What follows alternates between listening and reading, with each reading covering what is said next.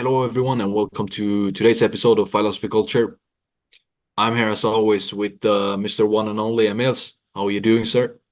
Good, one and only. How are you? Good. I'm good as well. I'm good as well. And today we will talk about the dot-com bubble. Yes, And sir. besides that, what else, Emils?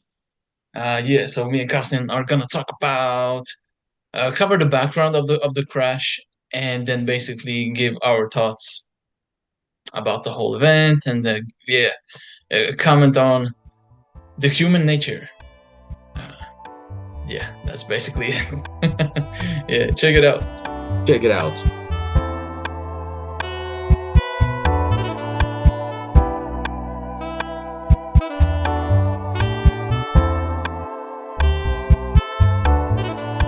The dot-com bubble, Emils. How do you feel about it?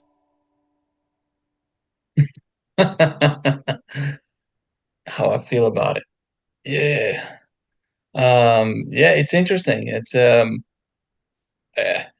now that we have covered the Tulip Mania, there are like some really kind of, in a way, identical similarities, Yeah. and also uh, I'm kind of thinking of when NFTs got really popular. I, Yes. I kind of get the same vibe from this .com crash that we're gonna discuss or talk about today. So yeah, those are kind of the first ideas that come to mind, but what I think about the crash, I don't know. Well, it's yeah. I guess it's a what do you call it? Like uh, Then,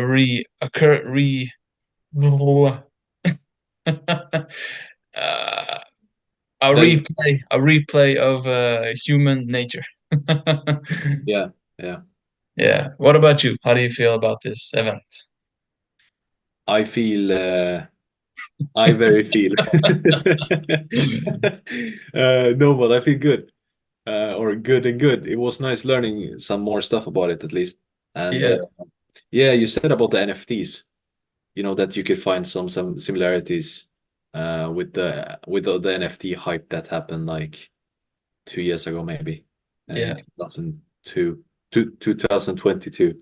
Uh, and yeah, I felt like the NFT hype could be more related to the Tulip Mania somehow. yeah. I can see that. I can see that. Yeah. But the whole hype feeling, yeah, I would agree that you could sort of connect it with both events, both Tulip Mania and dot-com bubble. So yeah. Now, now that you said that you can more relate NFTs with the Tulip Mania, I was uh, thinking about that I actually can, in a way, more relate it to the .com crash, Okay. All right. based on just the fact that the hype was around a new technology. Since the NFTs are also uh, backed, if that is the right term, backed by blockchain technology, and you can verify the digital thingy and stuff. And but yeah, I can see both Yeah, yeah, yeah. for sure. Yeah, definitely.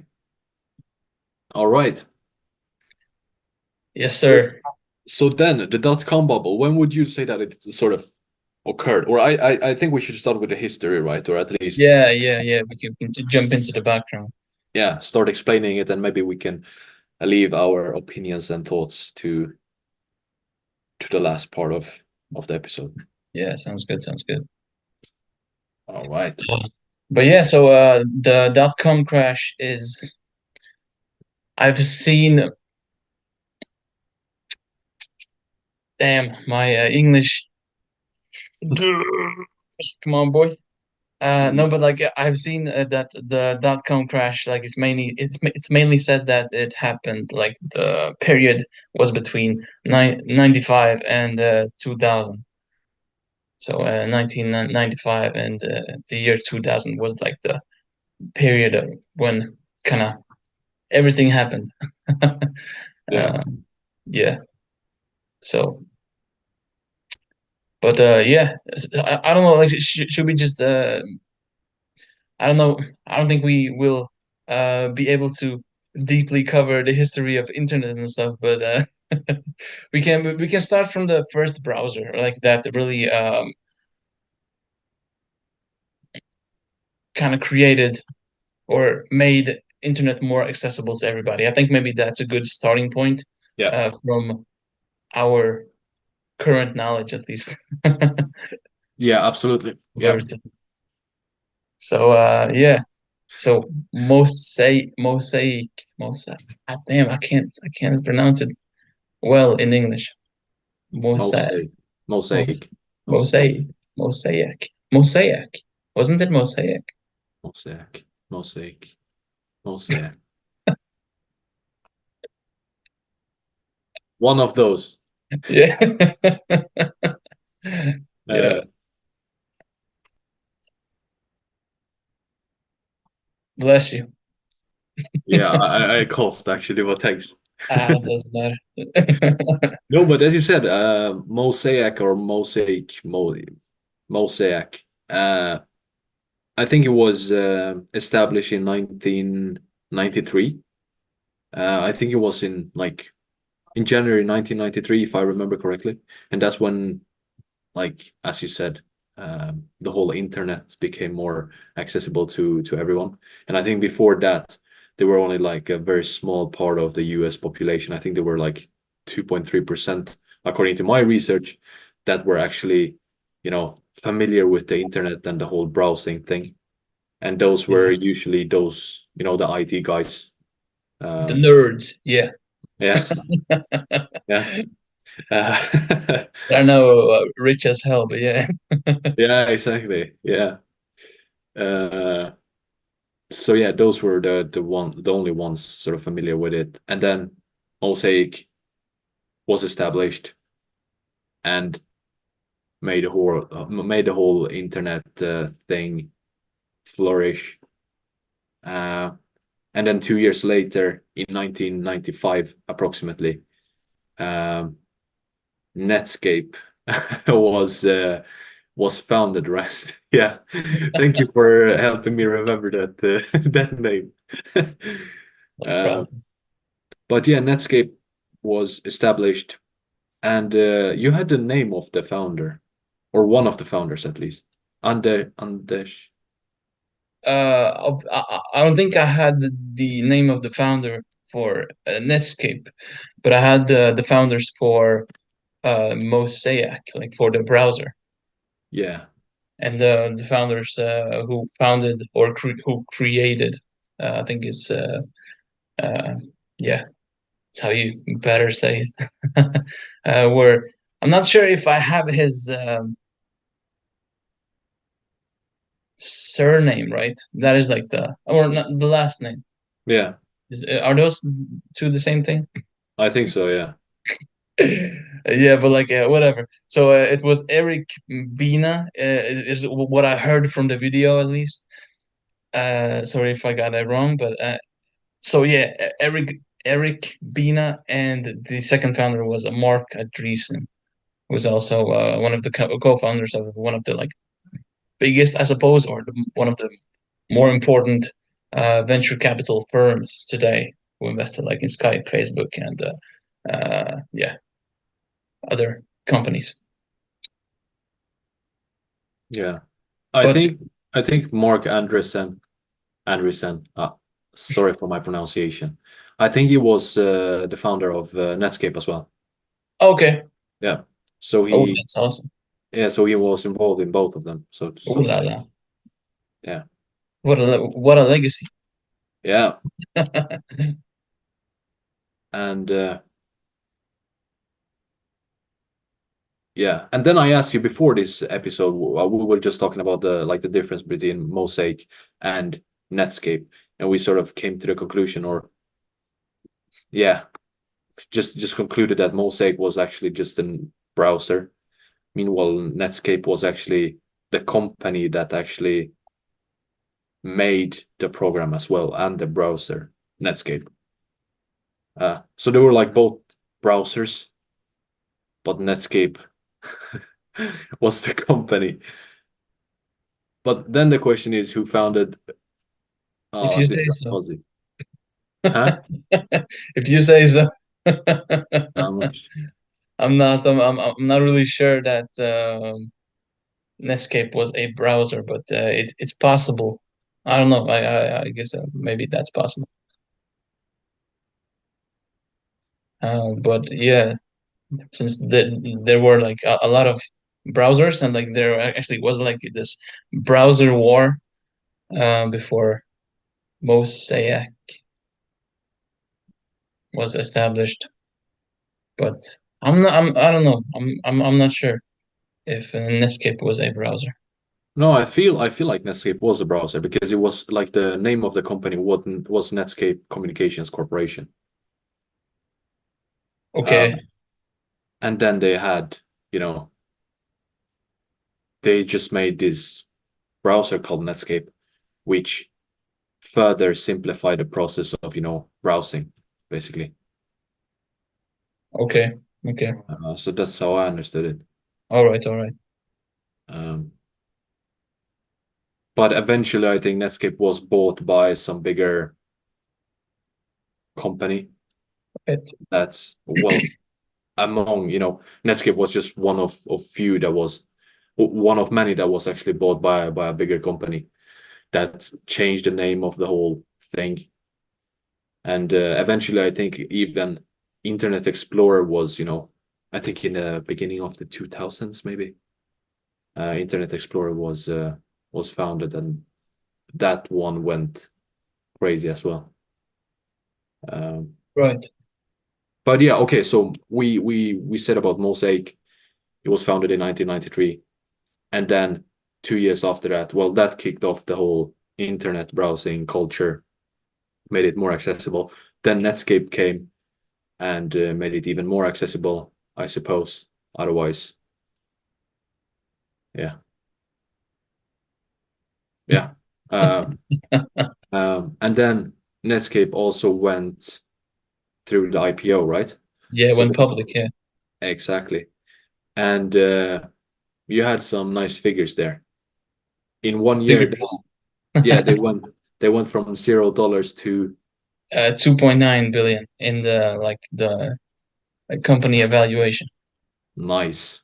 and that soar for Netscape kind of meant that I don't know really how, but it meant somehow that every company with a .com in its like name could get access to yeah, kind of almost unlimited amount of capital, right? Since if the evaluation went like uh, that quickly, like to like the to the sky, I don't know. Damn, my English sucks today. I apologize for No, for no, no, that. but Yeah, but you're right. Yeah, I think that after everyone, managed to realize that, hey, these guys went from 0 to 2.9, 2.9 yeah, billion. Yeah, a in billion just also. yeah, That's, billion. Yeah, that's super crazy. uh, and this was in like 1990s. That's the crazy part because 2.9 billions in 1990s is completely different to 2.9 billions now. Yeah, yeah, yeah, yeah. Uh, but yeah, I think that after Netscape went through the roof, that's when people started to, as you mentioned, uh, just found different companies and yeah, just different companies with the .com in their name. And also Some wanted to like people to invest in them since they saw the potential and it worked since the investors like everybody was so hyped on this new technology. So yeah, investors were like crazy to invest in those companies. Yeah. Everybody saw the potential, and then they were kind of right, but yeah. In my opinion, I don't know, they missed such a crucial part, like such a fundamental part of a company, of a business. I don't know. I'm kind of dumbfounded to I don't know, kind of to see how it was actually possible to miss such a crucial thing. And this crucial thing was that the a lot of most of the companies that got that people that the investors invested in didn't have like a real business plan in place. Like many of them, like they or at least a solid business plan that would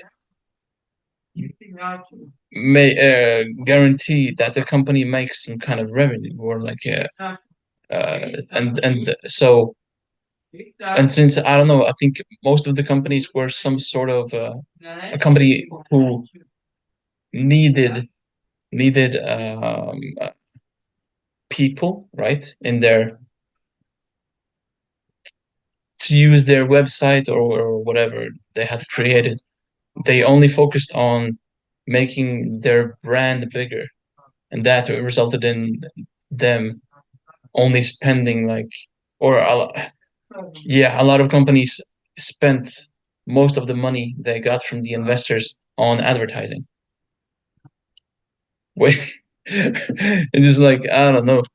It's just crazy. It's crazy. Yeah, that's so crazy to me.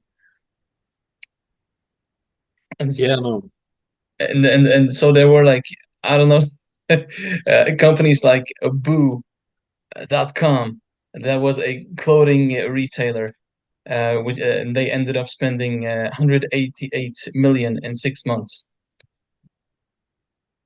I don't know on what, but yeah. Then we have another company named Pixelon.com, and they ended up like hosting a 60 million uh, dollar party, like like a dot-com party, where they like invited famous bands. I think Kiss was one of the bands that played at the party and stuff like that. Crazy. Uh, yeah, and then we have like companies that actually made through the crash, right?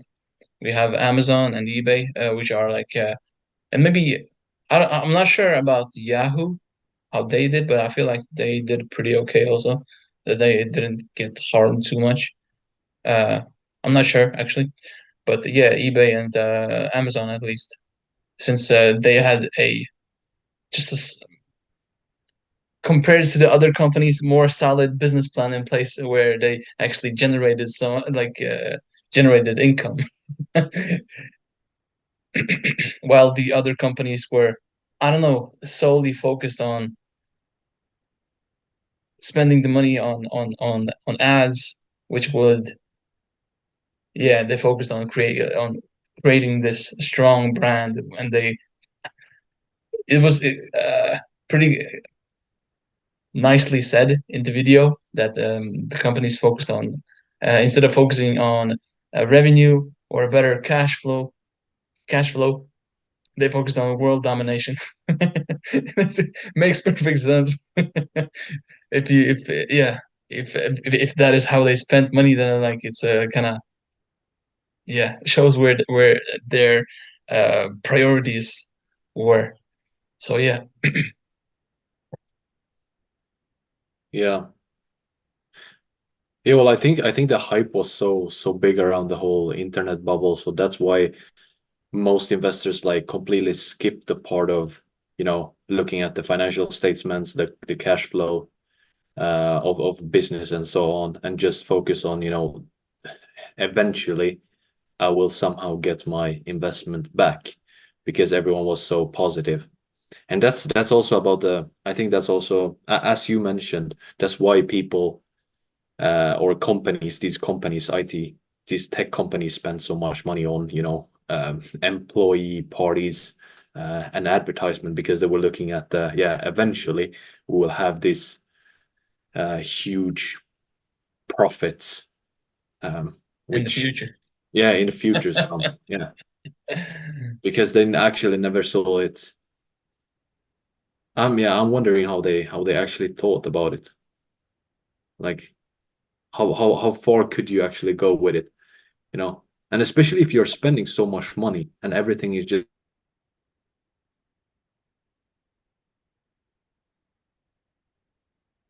Whoa.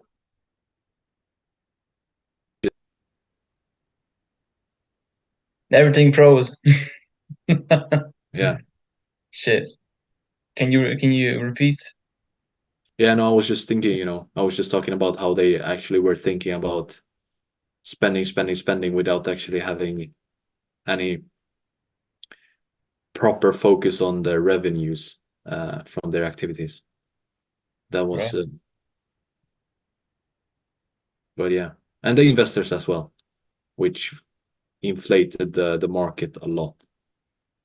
Um, Yeah. Well, yeah. there we have like one of the, I don't know, the fundamental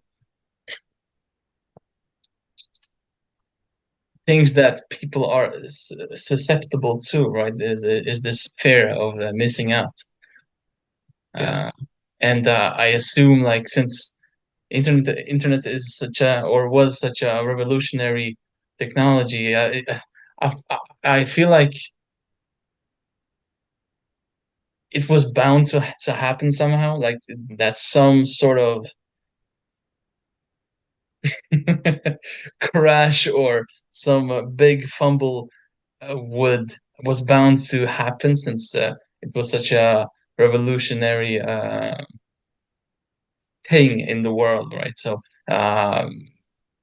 people like didn't really, I don't know. It's yeah, it makes sense in retrospect, retrospect at least, that something, if the dot-com crash wouldn't happen, then some sort of um, other thing would happen. Yeah, exactly. That's kind of how I feel, but I don't know. Yeah. Yeah, no.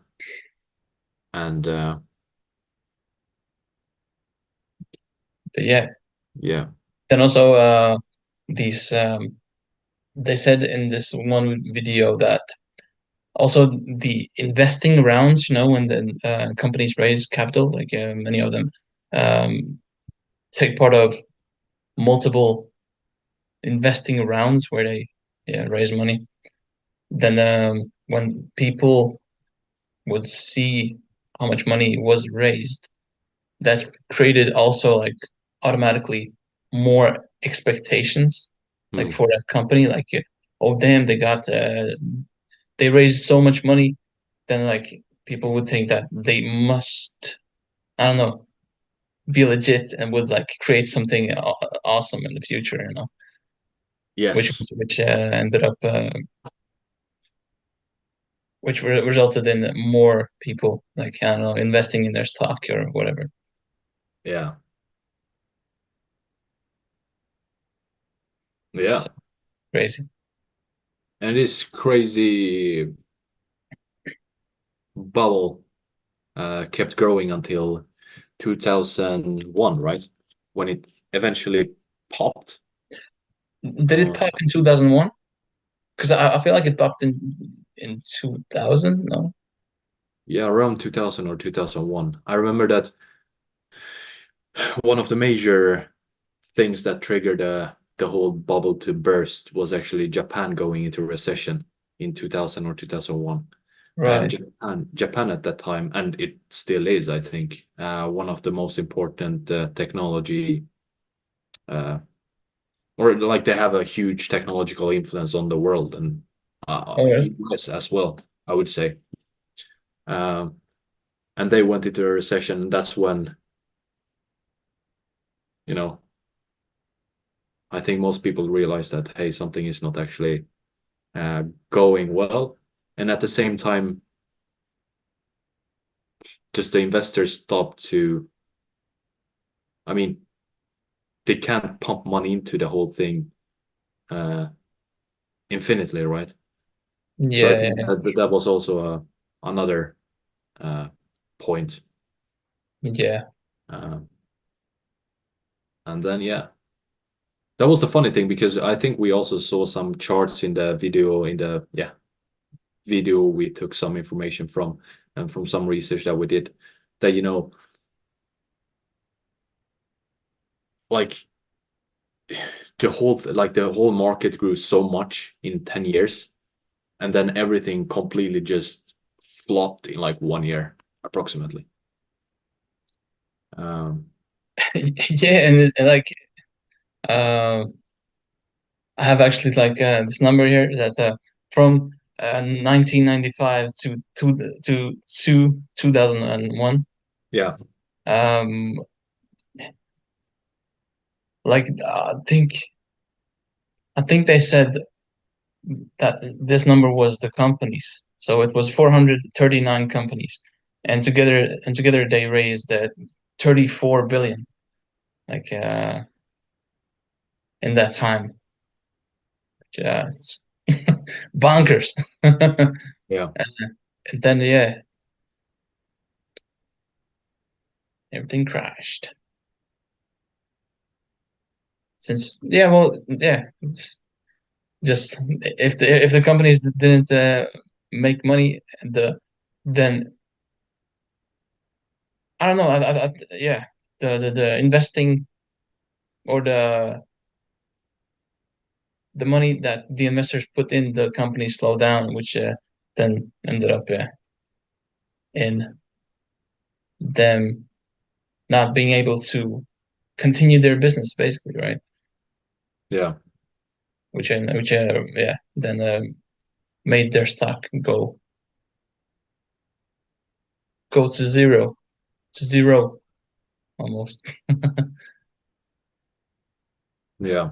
So And then we obviously have some market players that use this burst or this,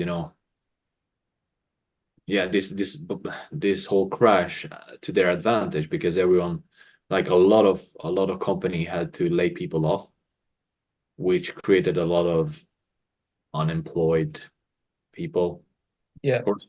But some of these that still managed to recover, they hire these guys that had worked for their opponents, so to say. yeah, Uh, competitors. Yeah, competitors, thank you. Uh, so yeah, yeah, that's a smart move for sure. yeah. And And then go yeah, ahead, go ahead. no, no, no. No, say it. You had something. I was gonna jump to another like topic. So if Oh, you okay. Yeah, no, I was just thinking that I think Amazon was founded in 1994. And then we have Microsoft and some other big companies. I think you mentioned Google, uh, that also, survived this crash and actually managed to recover pretty well from it. Uh, yeah, I don't think I mentioned Google per se, like specifically Google, but yeah, yeah, Now I'm a bit unsure if Google yeah. was founded during that time, actually. I'm not sure, but yeah, I wanted to jump into like the to talk about the kind of the events that happened after the crash, Yeah, like the yeah. repercussions. Yeah. Let's Go see. ahead. Yeah, I will. But yeah, basically, like after the crash, a lot of investors lost their confidence in just investing in general. So they were much more risk averse. I think that is how you say the word. And yeah, and just what happened is what happened is basically what happened is that the whole market like slowed down, the economy slowed down, and people just uh weren't just more, what's the right word? Shy is not the right word, but if I say shy, I think it's I think you know what I mean. But yeah, just to I don't know, defensive with their money, right? They like they didn't want to uh invest or uh buy things as much. I don't uh, the usual stuff that happens in a bad economy or after a crash basically happens. So nothing, I don't know, too specific. The kind of the one specific thing that happened was that um, brrrr, um, there were new regulatory changes that were put in place just to make sure that this sort of a crash wouldn't happen again. So so things like accounting practices, corporate governance, and investor protection. Like those were the areas where changes occurred, um, which would, yeah, uh, kind of not guarantee, but yeah, uh, damn, my English today, bro. Uh, yeah, that would help for such a boat not be created again, or I don't know, bro. Help prevent it, I guess. Prevented, yeah, yeah, yeah, yeah, Yeah. to prevent such events to happen again. Thank you. Yeah. Damn. But yeah, so those were basically the big things that happened, and then also like this event specifically happened in America, right? But the the whole world felt like the repercussions of this crash, since also other dot-com companies around the world went bankrupt and also had a harder time since the market as a whole became more stagnant, and also investors became more reserved with their money that they uh, yeah uh, were thinking of maybe investing. Yeah. So that's what's And up. yeah, and that's a funny thing because they were just basing their whole investments on just Speculations. future speculate. Yeah, that's a very good word. Future speculation and hopes, maybe you can even call them, Yeah, yeah, yeah. and not even considering the actual numbers that we're speaking, uh, Yeah. which was obviously a huge mistake. And also regarding the IPOs, I think obviously I think it's much harder now or not much harder, but it's the regulation is stricter For regarding sure. who can actually go through an IPO and so. Yeah, like I would assume that one of the criteria is that company that goes public has to generate some sort of income for Yeah, right. yeah, and not be just on the paper. Yeah, Yeah, no, of course. Uh, crazy. But you live and you learn. So yeah, that was a exciting learning process yeah, in and I wouldn't say the whole bubble is so complicated to understand. Uh, uh and I hope we didn't make it too complicated or too fuzzy to understand.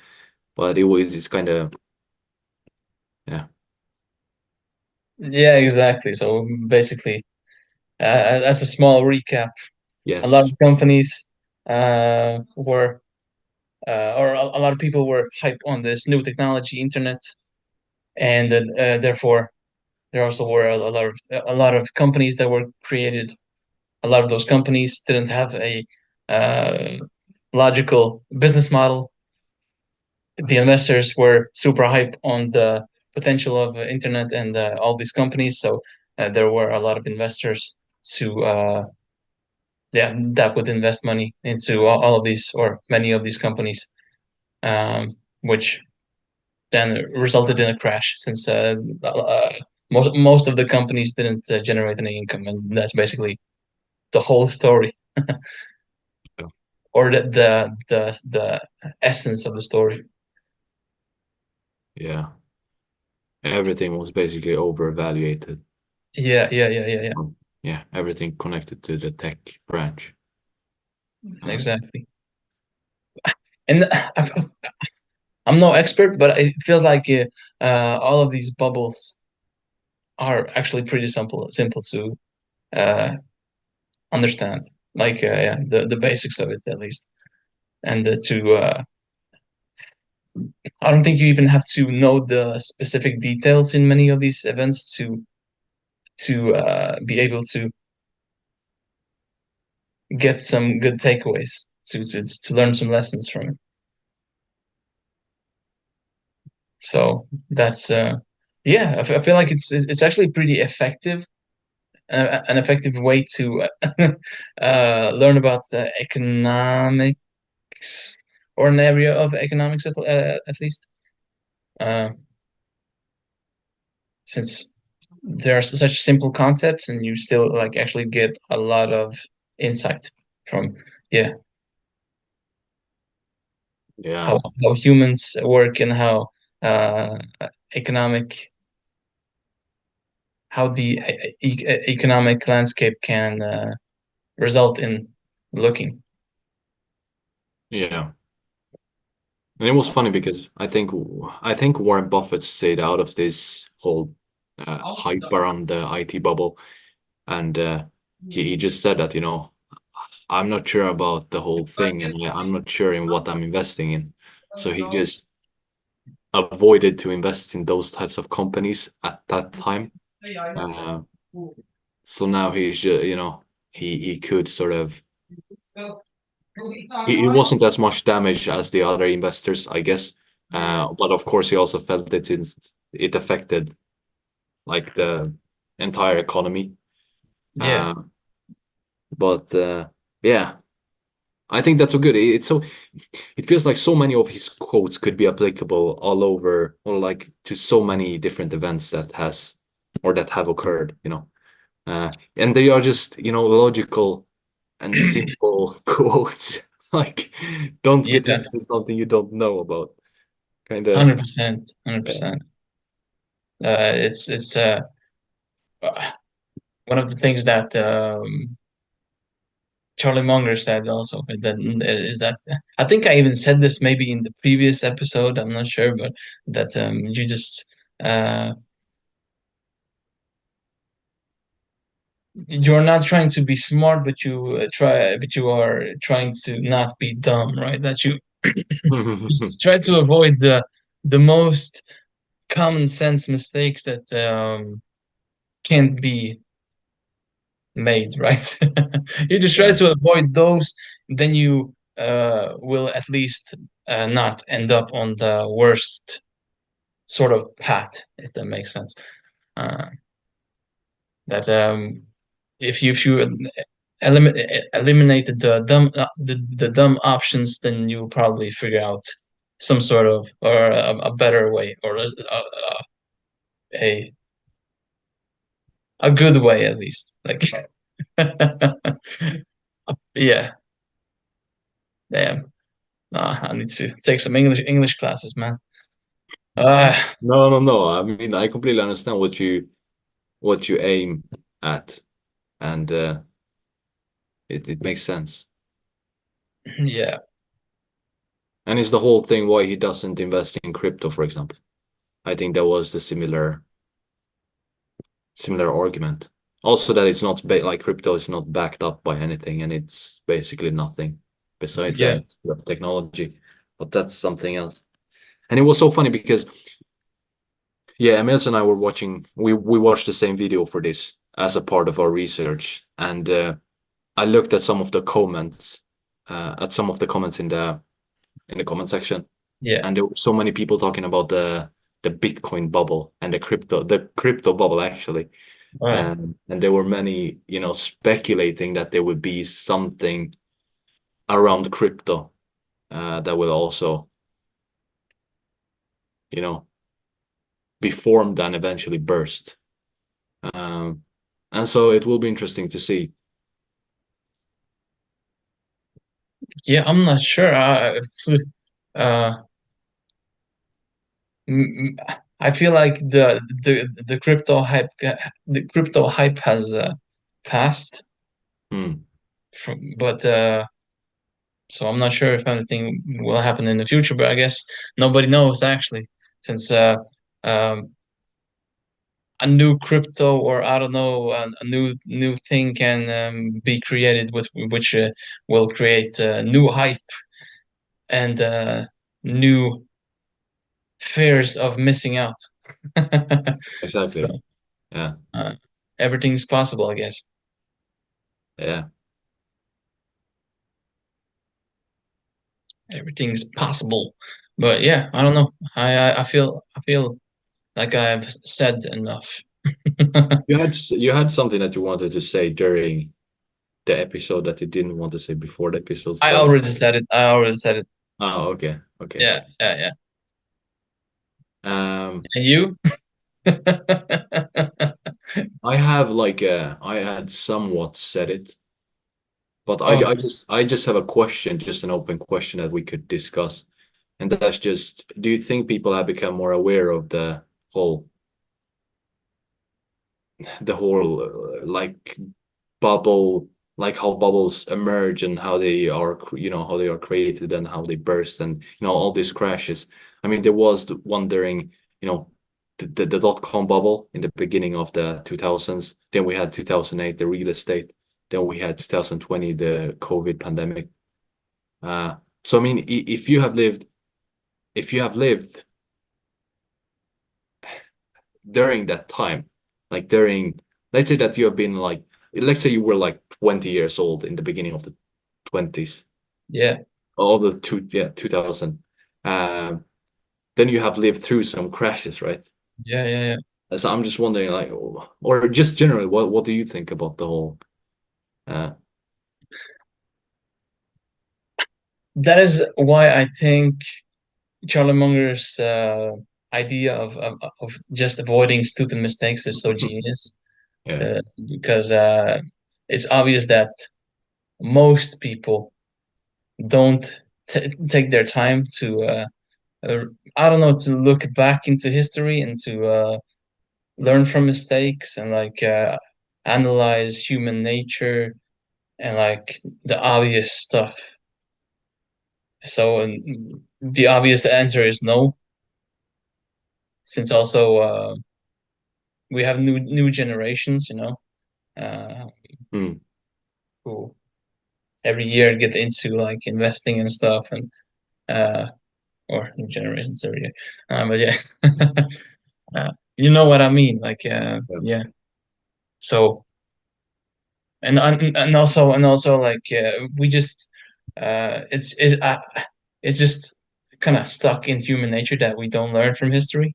Like it's so well documented. Like we still uh people still die in car crashes when they drive under the influence of okay. whatever drug we use, and like just stupid things like that. And um also as I don't know, the culture is so messed up as well. Like we don't have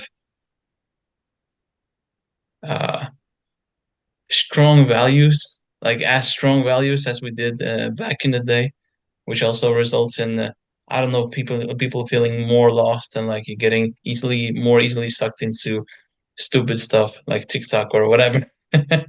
And it kind of dumps down the whole population. Now I go on a whole rant, but yeah, it's it's so clear to me like how all those things sit together. And it's I think yeah, yeah, no, no way. Yeah. uh, what do you think? Do people learn from crashes from Mhm. what's your take? Uh, it's yeah. It depends because it feels like, as I was reading the comment section from that video we watched, I just got the feeling that, there are some people that are actually, speculating that there may be some future bubbles regarding uh some uh In like some space, some industry, right? yeah, exactly, in some industries and so on. And I was like, okay, cool. Then somebody at least is somewhat aware of it. But yeah, as you said, it's kind of reoccurring, right? And just a few comments in a comment section won't affect or won't actually educate the entire population. Uh, and that's also related to just the basic knowledge about the economy and yeah, just educating people, just more education about the economy itself and money management and so on. Yeah, and the history of it as well, right? Yeah, yeah, yeah. And then but yeah, maybe I should have said it more like specifically, but what I meant is what I mean by no is that the majority doesn't learn. Like because we see in every crash, in every event, that there is very small minority that is already predicting the crash. We also saw in the video that we watched that there actually was one person that they said in the video, but I assume there were um, uh, more people that already like were aware aware aware of the whole crash coming. So, and we can see that in every crash that has happened, that there is people who predicted and also get very wealthy because of the crash. So Yeah. Now that you're saying it, I think there was some high positioned man in the Federal Reserve that actually warned about this reckless investing into the IT companies. yeah, yeah, yeah. Uh, but yeah, yeah. So yeah, So again, we gotta stay learning. I was gonna say, but yeah, keep learning. keep learning. Yeah, yeah. Be aware. But the crazy thing is that even if you are like aware of all these like like I don't know mistakes and stuff, damn, like Charlie Munger and the Warren Buffett, man. Yeah. They're geniuses. But like even when they speak, like spoke as have spoken about Berkshire Hathaway, um, I think I've mostly listened to Charlie Munger since I kind of admire him a little more since but both are geniuses, of course. But he said that most of the mistakes that they have made in like under the period that they have run Berkshire Hathaway has happened by omission. And I looked up that word, and that means that basically things that you see that is wrong, but you still don't do the right thing, like to not make the mistake or something. And it's crazy. It's crazy that like even they that it happens to them is basically what I'm trying to say. So it's yeah, it's interesting. It's fascinating. I mean, yeah, if it happens to the top of the top of the top, then it's kind of impossible for it to not to happen to, the just regular people. Yeah, yeah, Uh, yeah. and yeah, we also have to remember that, everyone makes mistakes, right? But Yeah, we're human. as you, but as you mentioned, try to not make stupid mistakes, right? Or at least Yeah, learn from somebody else. exactly, exactly. And uh, when you keep learning and study like the history and the I don't know events that you think are important, they I think they yeah. Damn, my English sucks today. Uh, but they minimize the possibilities of Yeah, you making that mistake by a great percentage. So that is why it is so valuable, actually. To yeah, learning history. yeah. Yeah, I'm done. And I think this should be, I think I mentioned this before, so I won't mention it again. But yeah, this should definitely be implemented into some mandatory like economics courses that have been focused on, that should be focused on like money management and history of economy and so on. But I would even say personal finance or I don't know, whatever. Like, yeah, or personal fine. Yeah, to just not to not yeah buy the hype. yeah, yeah. And then again, this whole crash or this whole bubble was made on human, was actually like it all happened because of human act.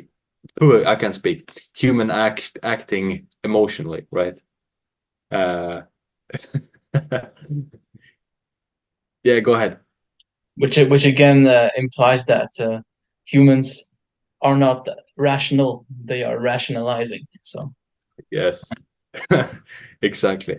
And that the same thing could be seen during Tulipmania, you know, yeah, being so hyped and acting emotionally towards the whole uh, tulip hype. yeah. All right, guys. All right, guys. Thank you for listening to another episode of Speak Culture. We hope that you enjoyed this episode of us covering the .com bubble. We hope that you learned something about financial history, which is the new season. And yeah, we hope that this episode, this season will help you navigate life's spin.